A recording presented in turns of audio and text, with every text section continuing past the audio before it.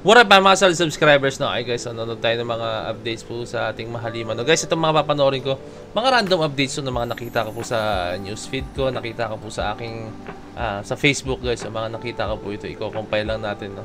Okay guys, tara, panoorin po natin itong mga videos po na ito, no? Let's go! Okay guys, una nating update no is about this one, no? Abante News Online. No? Official na raw inanunsyo ni Sarah Geronimo ang kanyang unang collaboration sa P-pop idol boy group na SB19. No? Basahin ang buong detalye. I-click ang link sa comment section. Pinasa ko pati yun talaga eh. No? Guys, kung natatandaan nyo, no? Nagkasama na po ang SB19 before at saka si Sarah Geronimo. No? Nagkasama na po sila sa isang project before if I'm correct. No? Tingnan natin ito guys. Ano bang project yun? I think that's Acer. Yan, yung Acer guys. Nagkasama na rin po sila imbes na. Pero kasi yun guys, that's a promotion guys, no. It's isa siyang certain brand po, no. Pero ngayon, I think I'm very sure ang collaboration nila this time is about certain project, like kunyari magko-collab sila sa isang kanta, no. So ayun yung mga balita regarding dyan, no, kay Sarah Geronimo, no. Napakasolid yan guys, no, kasi alam nyo man pagdating kay Sarah Geronimo, no, isa yan sa pinakasolid na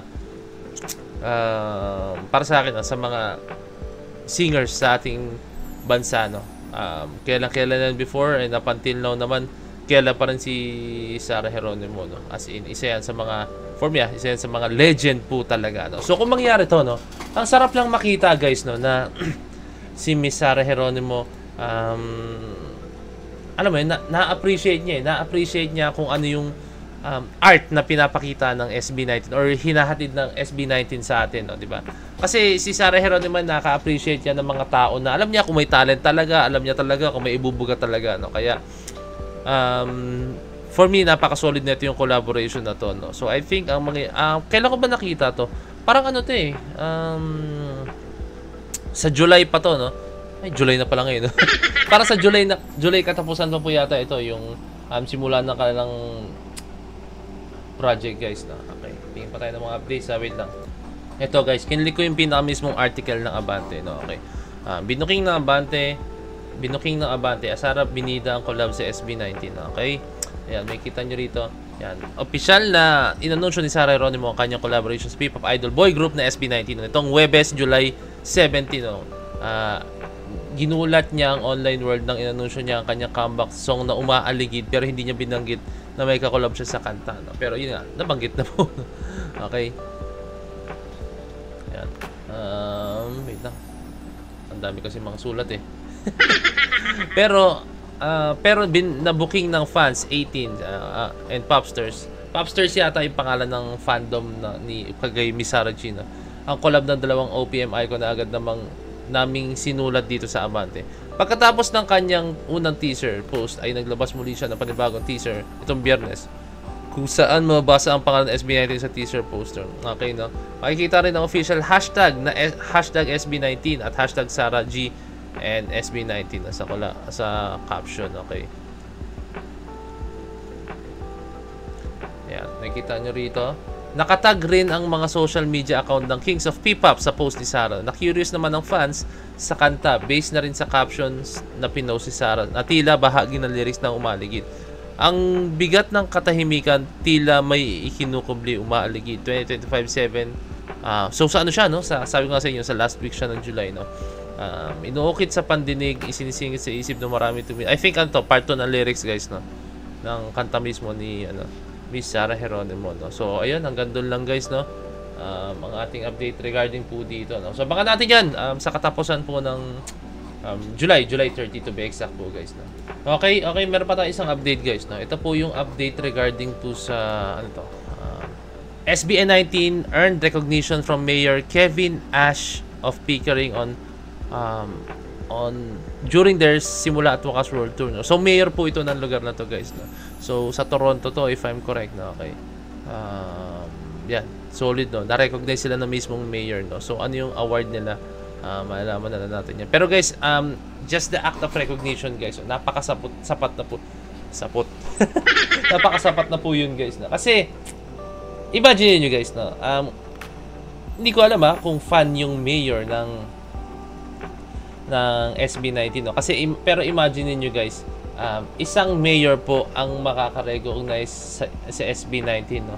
Tapos syempre ang maganda niyan guys, no, once na pupunta sila sa lugar na yan, once na pupunta sila diyan, no, maaaring magkaroon ng special treatment ang SB19, no. At the same time, maaaring kung meron silang i-request, like kunyari gagawa sila ng ganito sa lugar like project or music video, agad-agad yan, no, or hindi naman agad-agad pero mataas ang chance na ma-approve yan, no, since yung mayor na yan, currently mayor, no, na-appreciate niya or na-recognize niya ang SB19, no, di ba? Isa yan sa mga achievement na solid, no, kasi isipin niyo guys, Pinoy tayo, di ba? Pinoy tayo, tapos alam mo yun, nakakatuwa lang na merong mga tao, merong mga gantong klaseng mataas na official na nakaka-recognize po ng ating bansa, di ba? Ng ating mahalima, guys. No? Doon pa lang panalo na tayo, guys, di ba? Yung mga ganong klaseng bagay, no? Okay, gusto ko magbasa ng mga comments dito, guys, no? Kasi nakita ka lang. Ayan. Meron dito, a firm handshake could signify sincerity, gratitude, and humility. Okay. Meron pa dito, guys, comment, no? Sabi nila yung Jenny, buti pa sa ibang bansa may ganyan, pero sarili na nilang bayan, wala. Grabe, yung sakit naman nun. Ouch. Pero totoo naman guys, no? Ayan, mahal sila lima sa ibang bansa, wala tayong marinig ganito at ganun. Pero sa bansa, dadala na yung mga daming ingkit. Actually, tama naman guys, no?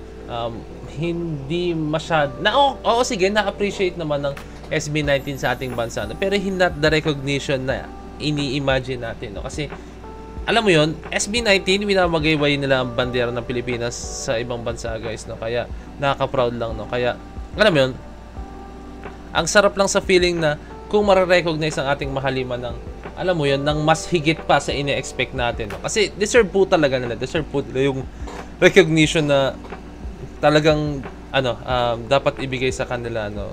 Pero yung sa ibang tao nyo pa na tatamasa yung ganong klaseng recognition, yun po yung parang masarap sa feeling din. At the same time, nakaka-disappoint din kasi sa bansa natin, no, meron naman, pero alam mo yun, sana mas ma-recognize pa lalo ang SB19. No? Meron guys, don't get me wrong, marami ding mga officials, government officials, mga mayors, governors na nakaka-appreciate sa ating mahalima, no? Pero alam mo yun, sana mas ma-appreciate pa sila lalo, no? Nang mas mapalawak po lalo yung pwedeng maabot ng ating mahalima. Kung baga motivate din sila. Syempre pag alam mo marami nakasuporta sa bayan nyo, no, di ba? Mas nakaka-boost yun ng confidence, no? Mas nakaka-boost po yan ng confidence natin, no? Okay. Yan, buti pa si Canada. So proud of you, Amo. Congrats. Wow, si Mayor 18. At kasi baka nga, sabi ko sa inyo guys, hindi na alam, baka 18 po yung Mayor guys, no? Baka 18 yan, no? Napahanga siya sa kanta ng SB19, no? And kasi ang SB19 naman, yung mga kanta rin din sila English, di ba?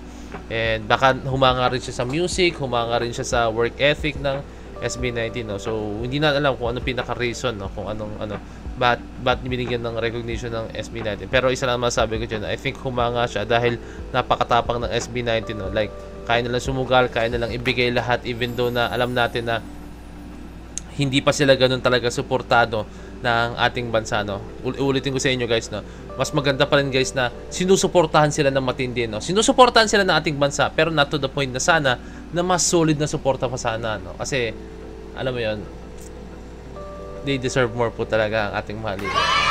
Ayun guys, kindly leave a like, subscribe, and kindly ring the notification bell para alam nyo pag-upload ng bagong video, no? So this is Point signing out. Peace. Bless you.